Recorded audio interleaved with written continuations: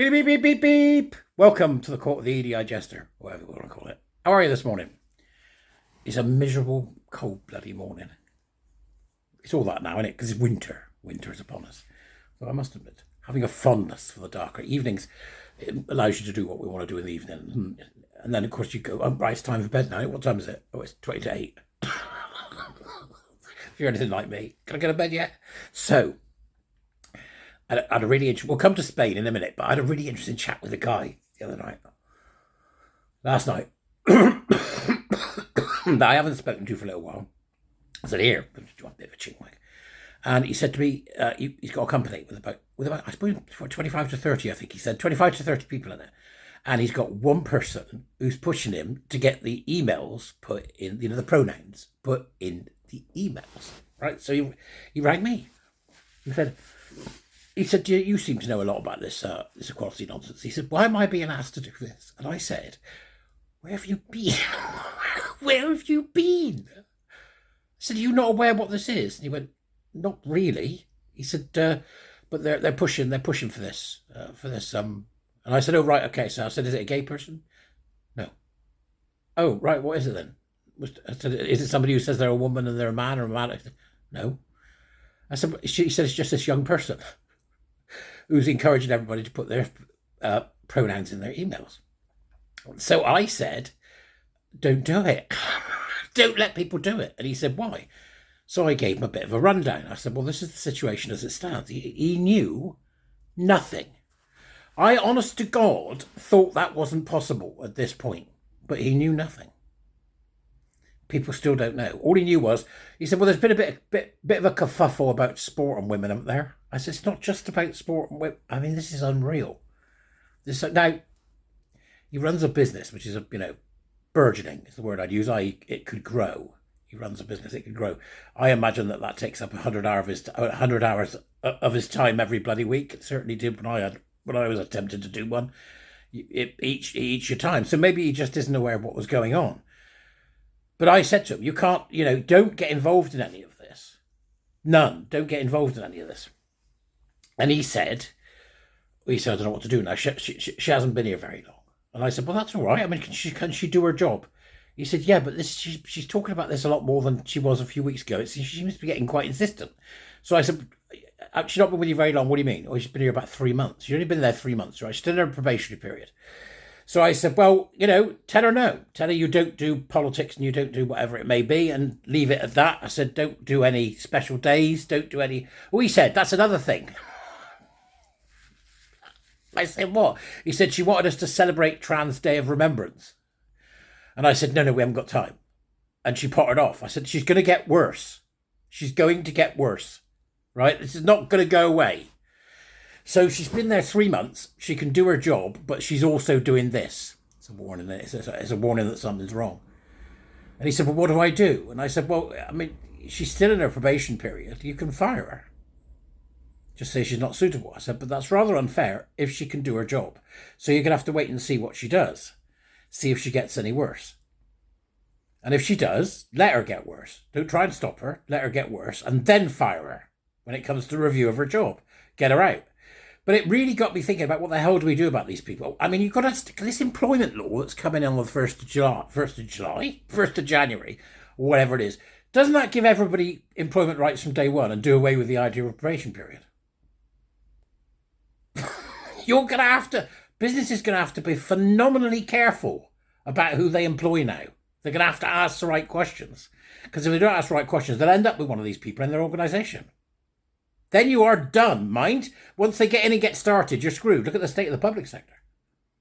Absolutely steeped in LGBTQ nonsense and critical race theory and all that, and everything else that comes with it. Meanwhile, I thought it was interesting. That's all. There isn't a punchline. It's not a joke. Meanwhile, in Spain, the ruling Socialist Party has dropped the Q from the LGBTQ. And they put forward legislation saying that's the end of that. And we're getting men out of women's sports, right? They still call it biological women, biological female. There's only one type of female and it's biological.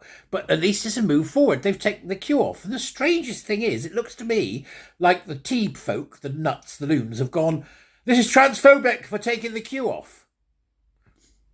If it's transphobic to take the Q off, why is there a T and a Q and not just a T? And why haven't you gone the whole hog and just got rid of the LGBT nonsense altogether? But this is a socialist government that's done this. Is it possible that this socialist government in Spain is getting back to class analysis? Is it possible that the socialists are doing some proper socialism? One can only hope. But do you not find it a bit deranged? You have to tell me in the comments, because I do. I can't understand what the hell's going on. Dropping the Q but not the T seems pointless. If you're going to drop it all, I say, don't you? Bit weird. Bit weird. Meanwhile, everybody else is scrapping as usual. Good, keep going. Keep going. That's all you can do. One person at a time. That's how we'll get them. Yeah, blockety block, because all these little funny little accounts have started appearing again. I reckon that's people that have disappeared off to Blue Sky and then come. I thought, well, I better go back. It's a bit more interested over there. But they don't want to, lose face. So they've started a new little account. Just block them. Just block them and keep going. They're everywhere now. Absolutely everywhere. Mooching around saying nonsense like they do, which is why I always check the number of followers. So that's all going on. Meanwhile, what we got? The Labour Party. What they fussing about now? They're banning junk food advertising. I mean, have you ever come across a more stupid group of people than the Labour Party government we currently have? I certainly haven't. Why? What you banning junk food advertising for? You advertise gambling. We advertise, all sorts of stuff. But you're banning junk food. Is that what you're going to do? Really? I go on Amazon to do my shopping, or Asda, right, or Ocado, whoever's got the best offers, because shop around, can't you, from your couch. Right, and I look for the cheapest, and you go and look, and generally, right, Asda and all that lot, the delivery stuff are very good because one day a week they do all the fruit and veg at half price. All the fruit and veg is half price, so you can get 40 pence for a cauliflower, that sort of thing. Cheaper than it was when I was a kid. It's brilliant, right? The healthy stuff, i.e. the stuff that makes you healthy, meat, okay, mostly. That's rarely on offer. Occasionally you get a good one, but it's rarely on offer. Got a turkey for half price the other day. That was a bit of a win, right? So, but you know what's always on offer? Junk. Crisps, snacks, chocolate, that's always on offer. If you really want to attack obesity, which is what this is about, you're going about it the wrong way. You're literally, putting a plaster on a gaping wound. You can't control junk food. You can't. Because it's not your job. That's why. Because you are the government. You are not our parent. That's half the trouble, isn't it? The government we've got is massive and it needs to be shrunk considerably. The public sector needs to be shrunk considerably. Because these huge organisations are just building on top of themselves and on top of themselves and on top of themselves. Let's just add something else into the mix. I think Keir Starmer's ordered about 9 inquiries since he's been in power. Great. Who's going to staff that and who's going to pay for it? They just look like, at this point, they just look like bumbling buffoons. I'm sorry, they do. They do. They're no more, just as bad bumbling buffoons as the ones that came before them. What we need is a move towards an absolute reduction in the state and its power, an absolute reduction in the power of the police. And it's got to be done. Because right now, we're giving everything up. If you don't understand that, then you don't understand Magna Carta. You don't understand Magna Carta. And I suggest you go and have a look and find out what Magna Carta was about, because then you'll understand why we're in trouble. And really, it doesn't matter what hue of politician we get. Are they orientated towards freedom or are they orientated towards oppression? It doesn't work both ways. Take your pick. Anyway, that's enough for today. Blathering. I'll see you later.